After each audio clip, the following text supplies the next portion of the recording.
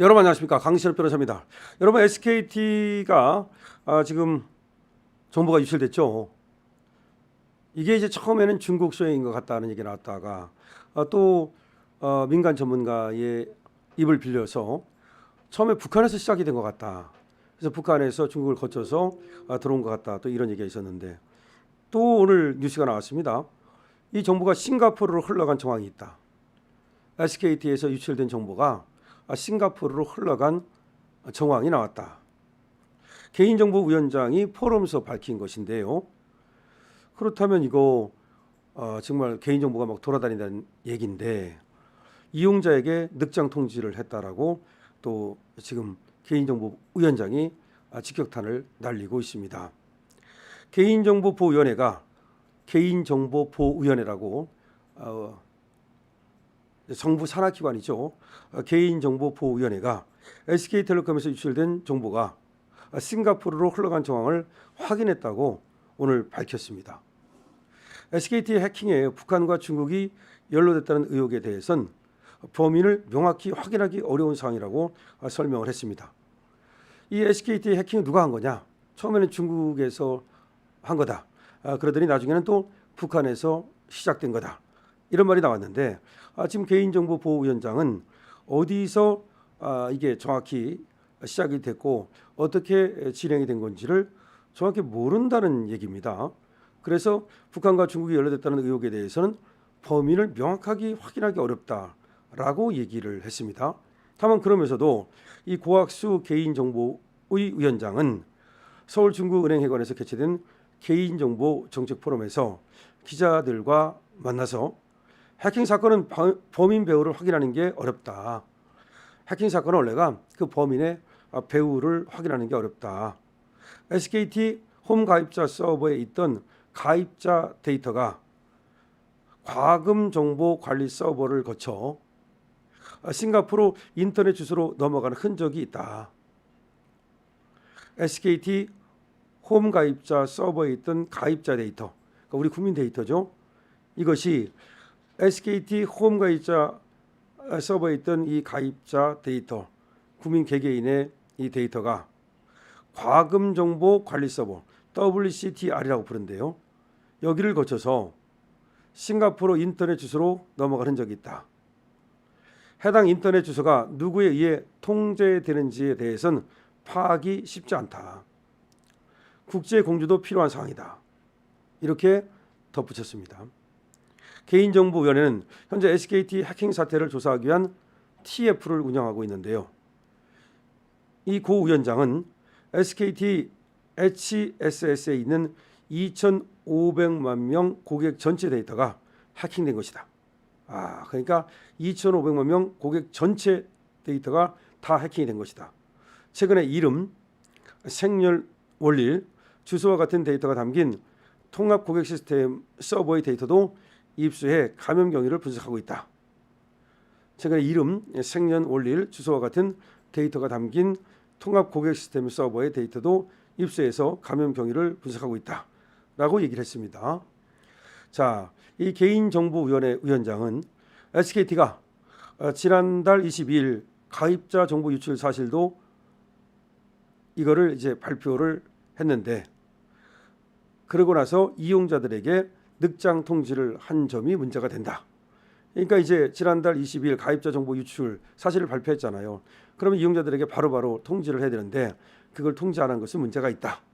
그러면서 개인정보의 의결에 따라 지난 9일까지 SKT가 문자 메시지로 유출 통지를 하긴 했으나 유감이다. 그때까지 통지 안 한 것 자체가 문제다. 2차 피해 여부는 당연히 모니터링하고 최소화하기 위해 노력해야 된다. 하지만 어마어마한 피해는 이미 발생했다. SKT가 복제폰 생성 등 2차 피해가 생겨야 피해가 생긴 것처럼 말하는 것은 잘못된 것이다. 유출로서 이미 피해가 발생했다고 봐야지, 그 유출된 정보를 가지고 복제폰을 만든다든지 그래야만 2차 피해가 발생하는 것이 아니다. 그러면서 개인정보위원장은 과징금 규모에 대해서는 어느 정도일지는 지금 시점에서 가늠하기 어렵다. 과거 LG U+ 사례와는 전혀 사안이 다르고 유례가 없는 상황이다. 앞서 개인정보위는 지난 2023년 7월 약 30만 건의 고객 정보를 유출한 LG U+의 68억 원의 과징금을 부과한 바가 있습니다.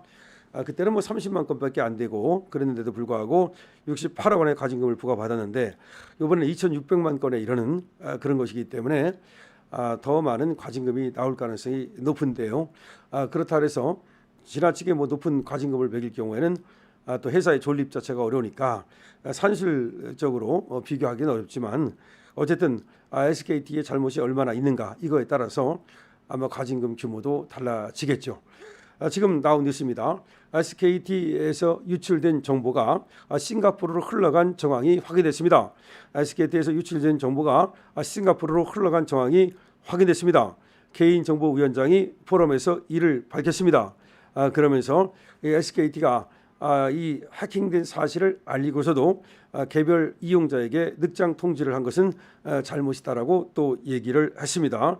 자, 개인정보위원장 고학수의 얘기에 따르면 지금 이것이 중국에서 또는 북한에서 시작됐다는 말이 나오지만 정확히 지금 어디에서 시작됐는지 그리고 범인은 누구인지 밝히지 못하고 있다. 쉽지는 않다라고 얘기를 했습니다.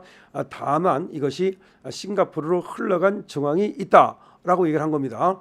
그러면 결국은 또 민간 전문가는 이것이 중국이 아닌 북한에서 시작이 됐을 가능성이 있다. 또 이렇게 얘기를 했고 또 누군가는 중국에서 시작이 됐을 수가 있다. 이런 얘기를 했는데 이것이 전부 다 중국 난방으로 나오다 보니까 정확히 어디서 시작이 됐는지 어디가 범인인지 이걸 전혀 사실은 밝히지 못했다는 얘기가 되는 거예요.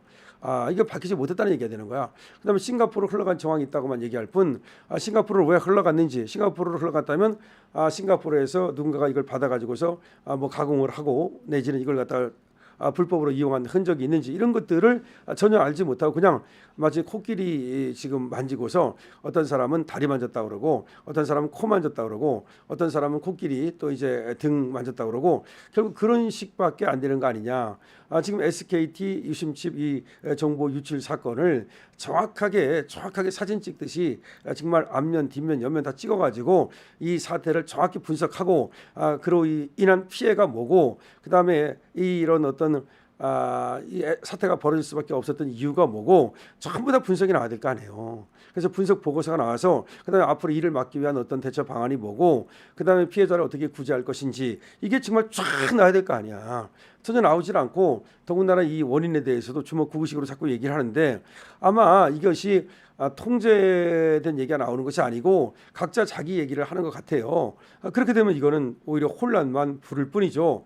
그래서 개인정보보호위원회는 또 이제 개인정보를 보호하는 그런 위원회인데 개인정보가 이제 유출됐다는 것 때문에 SKT를 이제 또 관련해서 다루는 거지만 여기서도 개인정보보호위원회에서 어떻게 알겠어요? 이게 어떻게 해서 이런 일이 벌어졌는지는 정확히 모르겠죠. 다만 싱가포르로 흘러간 정황이 있다. 그럼 왜 그런 정황이 있다고 말하는 건지 좀 이제 단일화된 목소리가 나와야 되고요. 그리고 그 원인과 사태 이걸 정확히 분석한 보고서가 나오고 그에 근거해서 대책을 세워야 될 것이라고 생각이 됩니다. 여러분들의 생각 어떠십니까?